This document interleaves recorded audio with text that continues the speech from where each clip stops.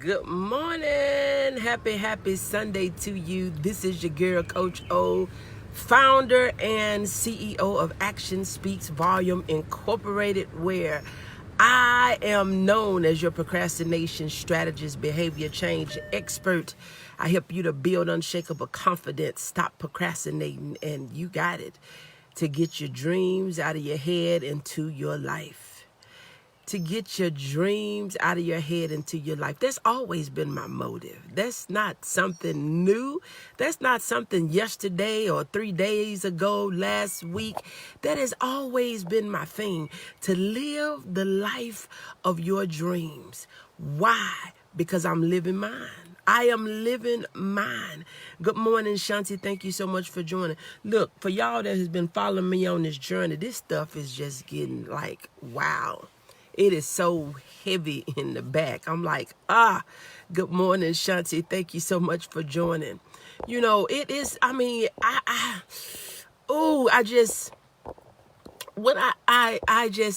really can't even hardly explain it. And for me to be lost for words is really a big deal, because I'm not really lost for words a lot of times.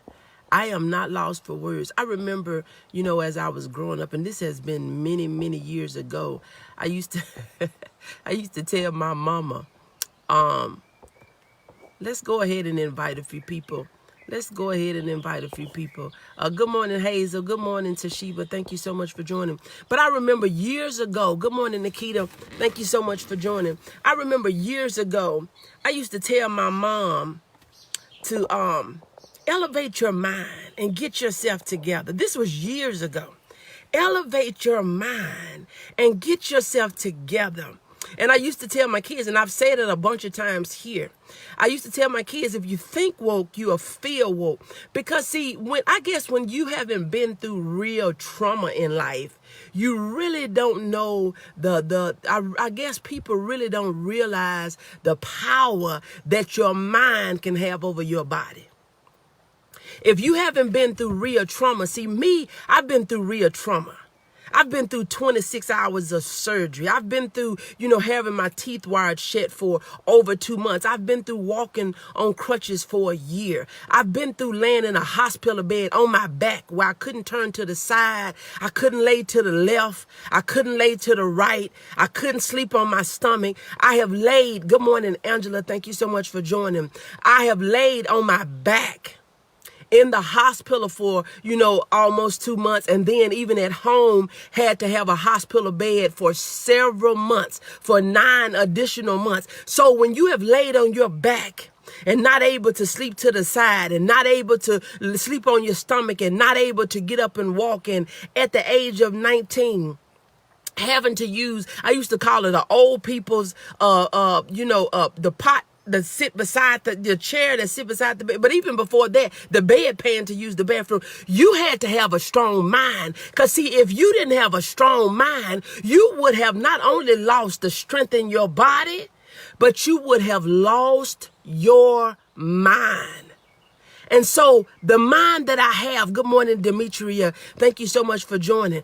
The things that I think is not something that I just conjured up a day ago or last week or last month. You're talking 24 plus years ago. 24 plus years ago.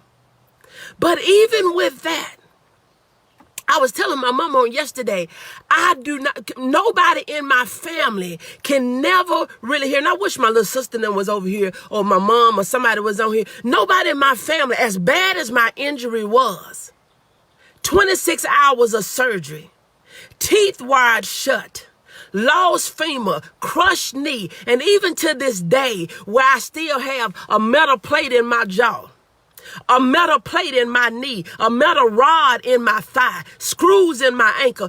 To this day, my family never heard me say, well, why did this have to happen to me? Good morning, Evangeline. Thank you so much for joining.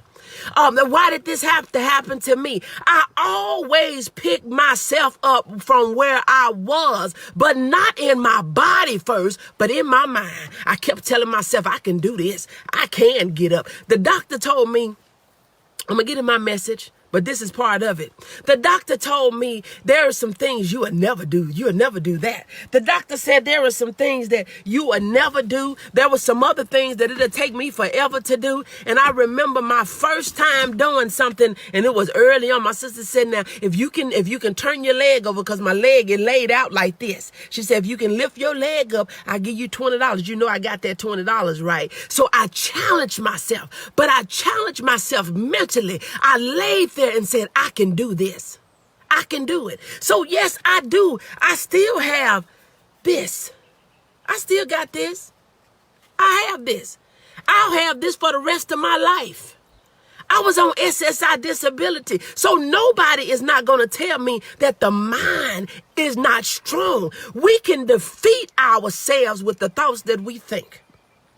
We can defeat ourselves. We can remember one thing that somebody said that may not even have the meaning of the way we took it. And we'll take that and forever think that we're nobody. We'll take that and forever think that we can't do anything. We'll forever think that we're no good. Even if they said it, don't mean it's true. Who is people to tell you that you can't be anything and you can't do anything and that you will never have anything? You know what? That sounds just like a lie from the devil that he is. He is not only the liar. He is not only the father of lies, but he's the father of lying questions. He's asking you questions that you are afraid to answer. Because see, when he come and ask me something, I know who I am. I know who I am. I don't have to doubt who I am. I don't have to question who I am. And as I was laying there this morning and I saw a memory came up from like 3 years ago, you know, sometimes you're going to lose people that you thought was going to be with you forever. Because see, the one thing that I will not accept, you're not going to question who I am. Not going to question who I am. That don't work for me. You know, because I know that without a shadow of a doubt, I know who I am. I know whose I am. There's a grace over my life. There is a grace on my life. I know who has brought me. I know who has taught me. I know who has kept me. I know who is keeping me. I know I am nothing without God. Nothing. I can do nothing. I would be nothing. And I would have nothing. But I'm going to get into the title of this live feed. Because it says that we have not because we don't ask. We don't ask. We would tell ourselves already in our mind that it's not possible when we haven't even did any research. We haven't even checked into it. We haven't even tried to find out what the requirements is. But we would already say that it ain't gonna happen. And I don't know why we think that this negative, if we go in it with a negative mindset, that they're supposed to make a positive outcome. I don't know why we think that if we say, oh, it's not going to work, that ain't going to work. I bet you it ain't going to work. I bet that ain't going to work for me. Watch, it ain't going to work. What is that about? I'm not telling you, I'm not just making up stuff. This is stuff that I'm hearing every day. This is stuff that I'm hearing from people that, oh, this is not going to work. It ain't, something is biting me. It's not gonna work. I'm telling you, it ain't gonna work for me. It worked for everybody else. You know, it worked for everybody else. What are you saying? What are you saying? I went to take care of some business yesterday and they said, well, if this already mine. I don't care what them other folk got going on. This right here is already taken care of. So I'll look to hear from you next week. See, you have to know what you have the power to do and have. And you cannot doubt that. You can't walk by faith and be stumbling on by fear too, thinking, well, I want to, but I don't want to. I'm kind of in the middle. There is no in the middle. It's either you is or you is not. It's either you in or you out. There's no middle. You know, I think the 50 Shades of Grey got us messed up. But we don't have because we believe that it's possible for everybody else except for us. I still got my childlike wonder mind. I still got my mind like a little child. A child don't think they can't have anything. Anything that they want, they'll fall out trying to get it. They'll have temper tantrums. They'll cry. They'll do all different sorts of types of things. But a child don't believe that they can't have nothing. It's us as adults. And all of us was once kids. We used to believe that we can do stuff. We used to believe, but you done got into a bad marriage, a bad relationship. You done worked with somebody. You done been around somebody, your family members, your teacher, your boss, your somebody. You done been hurt in church or whatever the reason is. Now you feel like you can't do nothing. You can't. That don't make you not be able to do something because something didn't work. That don't make you not be able to do something based on somebody else's opinion. That is somebody else's opinion. And I think it was Les Brown that said that somebody else's opinion do not have to be your truth. Somebody else's, that's their fault. You don't have to make it true based on what they say. You can't stop me from having what I want and doing what I want to do and being what I want. The only person can stop me is me. If I let what you say get to me to a point that it affects me moving and being and doing, I'm the one to call myself responsible. We have to believe it's possible for us just as we believe it for others. Yes, but a lot of times we don't. We think it's possible for everybody else. That they got it better than us. They smarter than us. They got more education. It ain't about education. You got some of the dumbest rich people in the world. And I mean, it's just the truth. Good morning, Diane. Thank you so much for joining. You have some of the most uneducated people making some of the craziest money because it's not about all the time how much you know. And you got some smart folks as broke as all our doors. Why? Sometimes we too smart for our own good. Sometimes we too smart to feel like we need help. Sometimes we feel like we so smart that we can do this thing by ourselves. Nothing big is going to be done alone. Nothing big is going to be done alone. Sometimes, see, we supposed to be interdependent and not independent. Because, see, when we're interdependent, we can be dependent upon other people up in our circle. But when you think that you're going to build an empire, however you want to say it, by yourself, and you're going to change the world by yourself, it's not going to happen. You keep on thinking that you're going to cut people out and you're going to move in secret and you're going to do this and you're going to do that. And one thing you're going to do, you're going to stay lonely and you're going to stay broke. And a lot of us going to stay miserable because when you think that you're going to make it in a world that was meant for you to work with people, you're going to do it by yourself. It's not going to work. Cheers for yourself a little harder and more often. Cheer for yourself a little harder and more often. Yes. You know, and so we'll sit back and we'll look and we'll have these pity parties for ourselves and we'll think that we're not where we need to be. Good morning, Belinda. Thank you so much for joining. We'll think that we don't have what we need to have. We'll think that it's not possible for us. We'll think that, you know, everybody else can do it, but we can't do it. But we got to make up in our mind that it's time for me to make an investment in myself. And all the time, investments are not monetary. Investments can be with your time. Do you know when you study what they put in your head? My grandma used to always say, baby, they can't take what you put up here.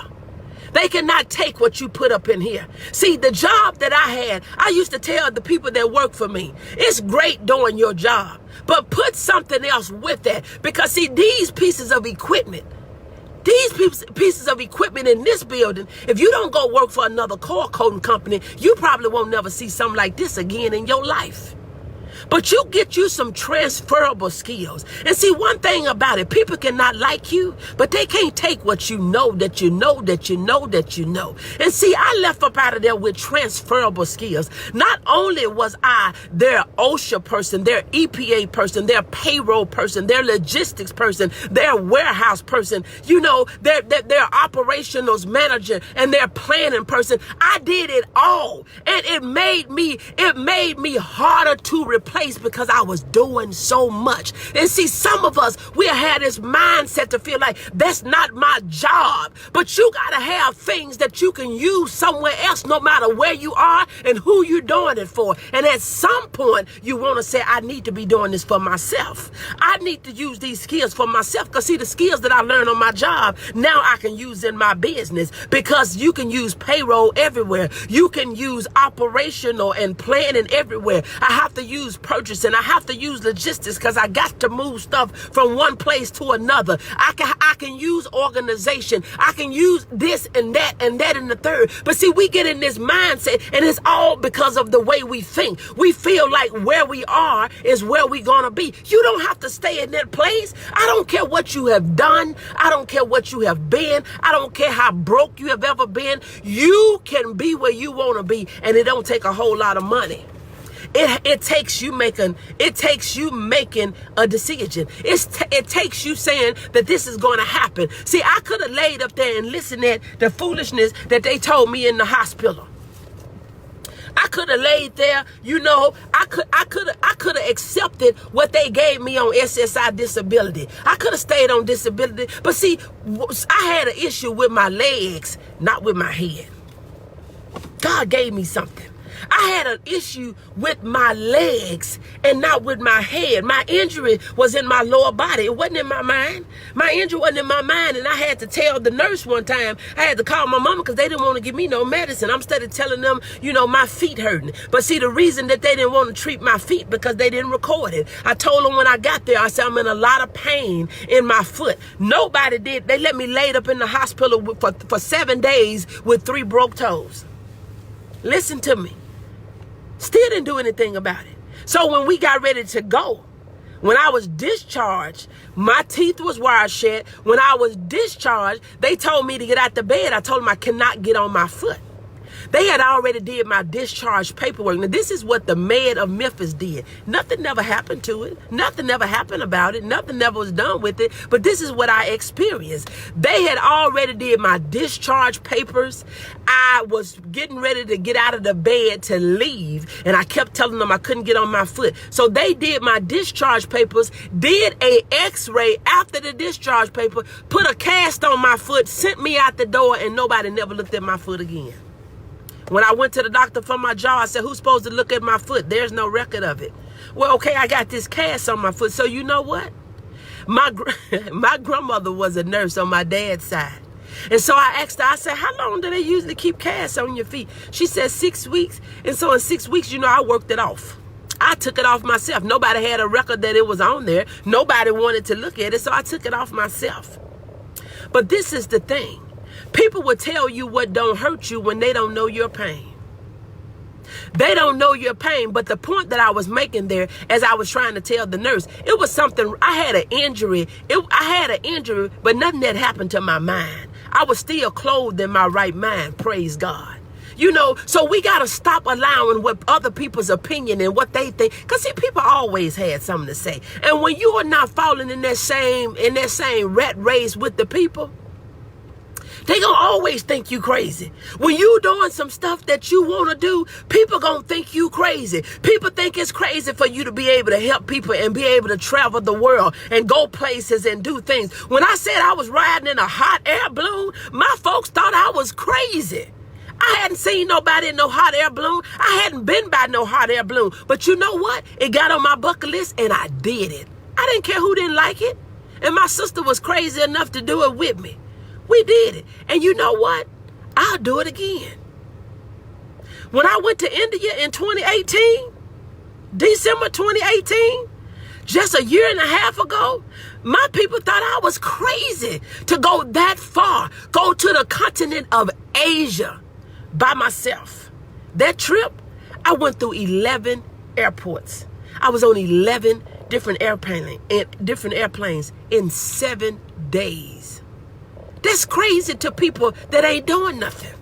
Good morning, Sasha. That's crazy for people that think that what they did is all that is to be done. When I went to the Netherlands by myself, I brought this to my mama's remembrance yesterday. When I went to the Netherlands in 2015, my mama said I wouldn't be going up. They wouldn't be sending me over there by myself. I said, you know what? This is a once in a lifetime opportunity. I'm taking it. My company sent me to the Netherlands. I went to Roermond. I went to Corby, England.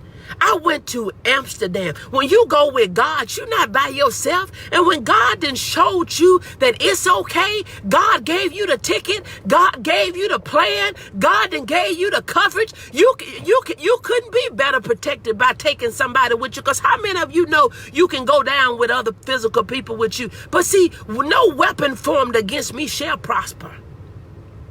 No weapon.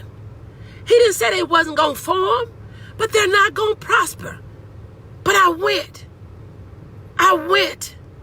But see, you have people who I wouldn't be getting on no plane. You got some people that's not even going to drive across the bridge. So how far you think they're going to go trying to go where they going in the city that they in? When in the city that I'm in is boarded up buildings, it's growed up grass, it's shut down locations, you know, stuff that's gone out of business. If that's all I looked at, I would never believe that I could have the things that I desire. It ain't about just me waking up paying no bills, because if that's life, I don't want to live it. But there's more to life than that. Life is meant for you to live. He said I come to give you life. See, it's the devil's job to come and steal your joy. It's the devil's job to have you worried and have you doubtful and to have you fearful. It's the devil's job to have you broke. That's not God's job. He said that he owns all the cattle on 1,000 hills. He tells me that he is my provider. He is my way maker. He tells me that I'm already here. It's not his job for me to be sick, broke, lonely, tired, and feeling like I can't do. He said, I can do. Girl, you can do all things through Christ. Long as you ain't out here trying to do it by yourself. But if you do it with me and if it be my will, it'll get done. The battle has already been won. See, we out here trying to fight battles with people. We out here trying to fight battles with our friends. We're trying to fight battles with people that ain't fought nothing, that ain't had to go through nothing, that ain't been through nothing. And see, that's the worst thing that we can say. I don't want my kids to go through what I went through. It's what you went through that got you where you are. It's what I went through. It's what I went through with my wreck, that I know that nothing and nobody can hurt me. Nothing and nobody can hurt me as that did. I'm talking about the physical pain. Can't hurt me. If you leave my life, you leave. You know, I love relationship. I love people. I love serving God's people. But one thing I am not about, I'm not about kissing and licking. I'm not about begging, because see, that's not the children's bread. Begging is not the children's bread. God's children don't have to beg. We don't have to beg. We ask for what we want, and if it be His will, He'll do it. He will do it. We sit back and have all these pity parties and we trying to put and patch things together. That's not God's will for His children. And I don't understand, you know, and I know this gonna step on some of y'all toes, but it seems like the church is something. It seems like the people in the we should be owning the land and giving jobs, but the church is some of the brokest people I know.